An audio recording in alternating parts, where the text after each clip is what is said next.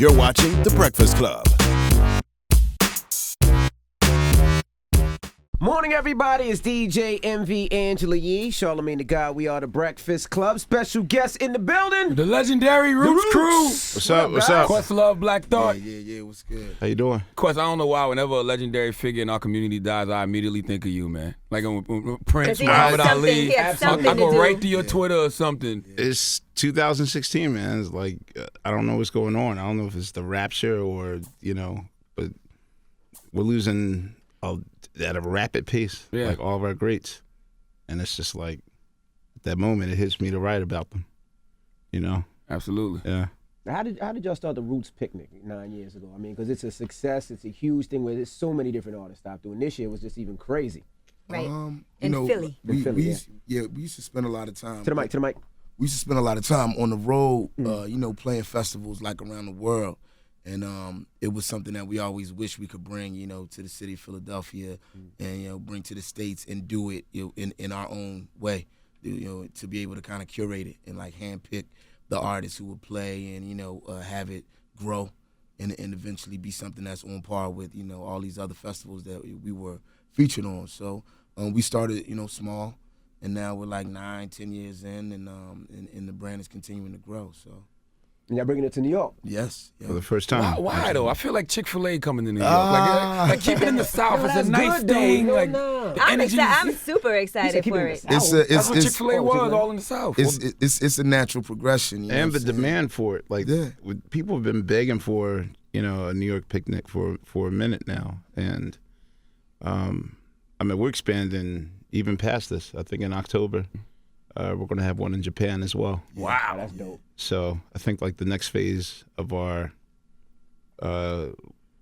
concert career is now curating festivals, which as far as Europe is concerned, like there are hundreds of festivals in Europe. Like we have a few, but there are hundreds. So we're just trying to add our part to the pie. And how do y'all pick the acts that's going to be on the picnic? On the picnic?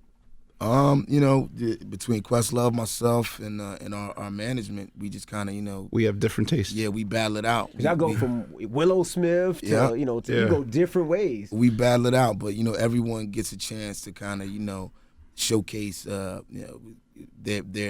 taste, like their aesthetics. Mm-hmm. So, and we consider what our demographic is, what the psychograph is of our audience. Some of our audience are, quote unquote real hip hop heads. Some are just like millennial alternatives. So it's like you got to find the happy medium. Yeah. Between having Willow created a dope moment for y'all though this year. Oh yeah. She did, but we were kind of hoping that we get that moment too. Yeah, I was telling We've been begging Will. We've been begging Will Smith for 10 years easy to do something. To team up with Jazzy Jeff and come on stage with us and do. The classic summertime with us in Philly in the summertime. And, I'm doing my lawn. Yeah. I'm doing my lawn. It's like we never managed to get him out, but the key was booking his daughter. So he came out, with his little Empress. And they held it down, and it was still a super viral, super, magical moment. We just I wish I could have been up there. Where was y'all? Being the hype man. I was in the shower when when our manager was like, no, Will Smith is doing summertime with this. I was like, I'm here to dry off.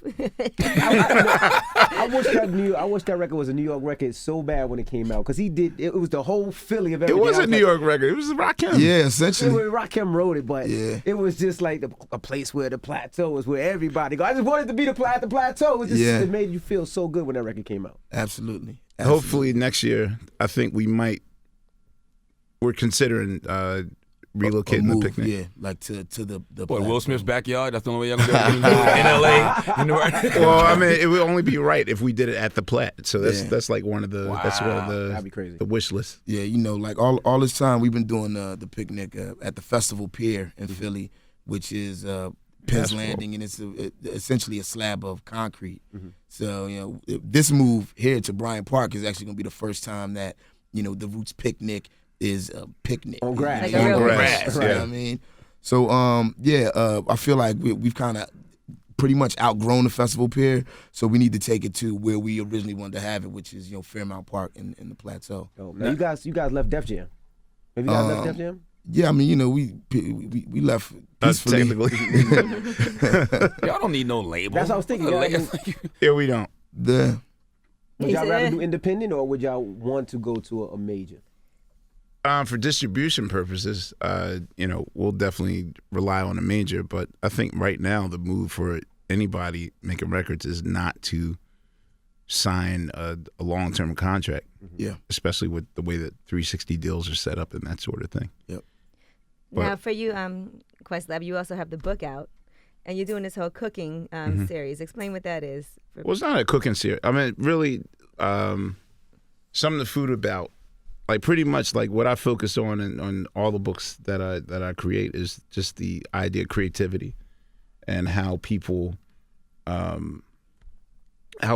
should use creativity as a motivation. I know like a lot today, like the idea of getting keys and trophies is like, okay, you get the reward of it, but I'm trying to show people that the work that you put into it is the real passion, not just the rewards that you reap. So, I mean, this book is really about the chefs that I respect. I mean, these are like the you know, these are the Jay-Z's, the Rakims, the Nas's of the kitchen, the food world. Yeah, the food world, and you know, their craft. I think it's an amazing thing. Now, the BET tribute to Prince. I know Stephen Hill's on y'all ass because there's not a bigger Prince fan in the world than Stephen Hill. What are those conversations like? You know, I mean, we've been pretty much talking since probably 48 hours after he passed. Yeah.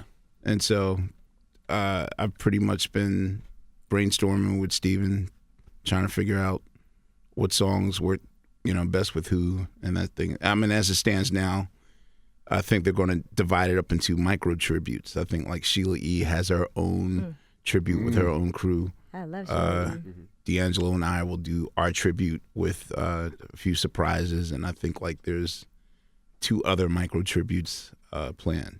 But you know, the overall thing is that, you know, along with the Billboard Awards, and I know people are salty with that, but the it's Madonna like performance tribute. Yeah, I mean, I know people had a salty taste with it, but it's like there's going to be 9 other award shows. Like, you know, there's going to be one for the Grammys. There's going to MTV Awards, American Music. There's going to be a skillion of them. And Prince's catalog is not the easiest to translate. You know, it's like a very specific artist has to convince the people. So, you know, just know that when you're watching a tribute, like it's really hard to pay homage to someone that's left such a high standard of performance. You know, not everything's going to match. So, but the BET tribute is going to be the one. Gotcha. Right. It has to be. Listen, as soon as he died, God bless the dead, I was like, boy, I know Stephen Hill is going to have an amazing tribute plan. Yeah. Do you think about those kind of stuff now? Because like you said, everybody's passing at a crazy rate. As a musician, do you think, I can't wait to do such and such as tribute? What? Nah, I know that sounds They crazy. die? Damn. But you know, it's.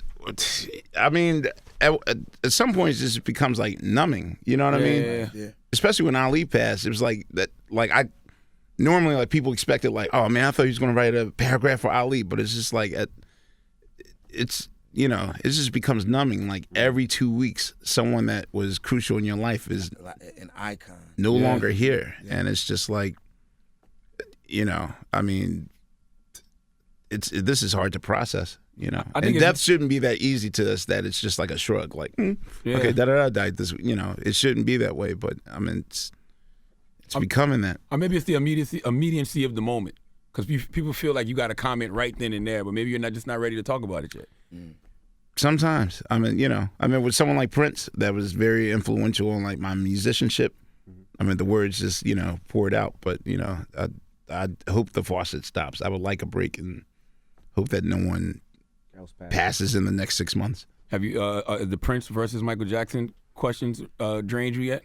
Because that's not really. Prince and Michael Jackson has been the topic since he died. Yeah. Not really. I mean, I can't like. Michael Jackson's my favorite entertainer. Prince is my favorite musician. Right.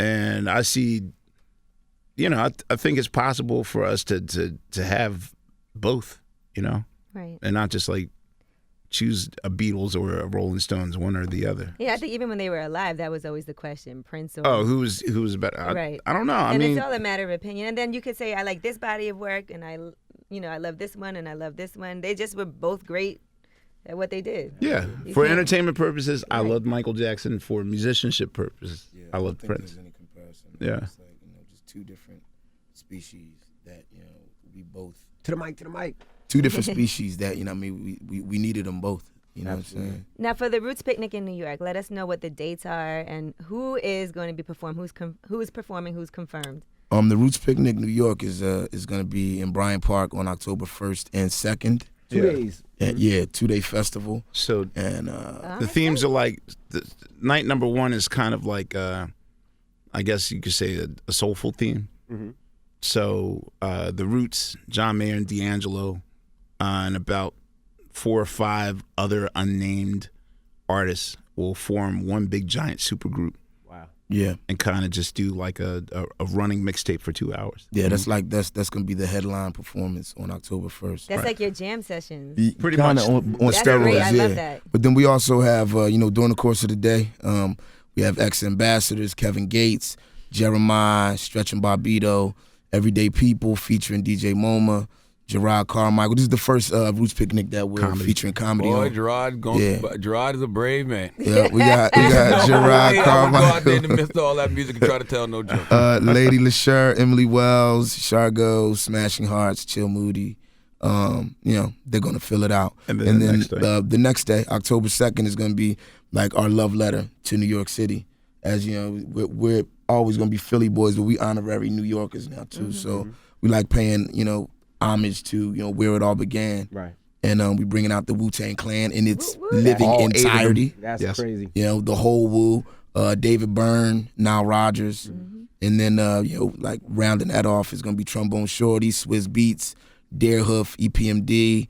I'm doing a live mixtape element, bringing out some special guests like Styles P, Royce, DJ J Period. And then we're gonna have Echo Smith, Lil Uzi Vert, Daniel Bombada Marley, Yuna, DJ Jazzy Jeff, Neil Brennan doing comedy on that day. Jesus Christ, Neil. BB Borelli, Grits and Biscuits. It's gonna be I gotta come. So EPMD is gonna be. They're back in business. Yeah. Really? Yes. I didn't even have any idea that could happen. Yeah. Miracles happen. What makes y'all pick the new guys? Like, how do y'all decide on Kevin Gates and Lil Uzi? I know Uzi from Philly, right? Yeah, he's from Philly. It's about bridging the gap, and finding artists who are on the verge, like who are about to pop, and finding artists who matter, to a younger audience, to a younger generation, introducing them to the OGs and vice versa. You know what I'm saying? So much thought and consideration goes into it. It's a painstaking process. We have a lot of arguments about who should be on it, who shouldn't. But I feel like at the end, the final result is a well-rounded, balanced bill. Hip hop starting to age well, don't you think? I mean, I know I'm aging well. Yeah, when you walked in, I was like, I thought you was a detective. Who is that? When we was in here talking, I'm like, who is that? Well, they gotta go. They got some other jobs to do. They gotta go. Well, we appreciate you guys for joining us. Thank you for having me. us. Definitely gonna see me at the show. I'm gonna go see Nile Rodgers. I'm gonna go see Wu-Tang. I'm gonna go that Saturday. Listen, I tell you, I worked for Nile Rodgers. I work for Wu-Tang. We're working with Styles P right now. So see I feel EPMD, like... Eric and Parrish. I gotta see them as well. It's gonna be amazing. And DJ Scratch. Yes, he will be there. Wow. All right, we'll definitely be there. All right, there you have it. It's The Roots. It's The Breakfast Club. Good morning. The Breakfast Club. Every weekday morning. Tune in.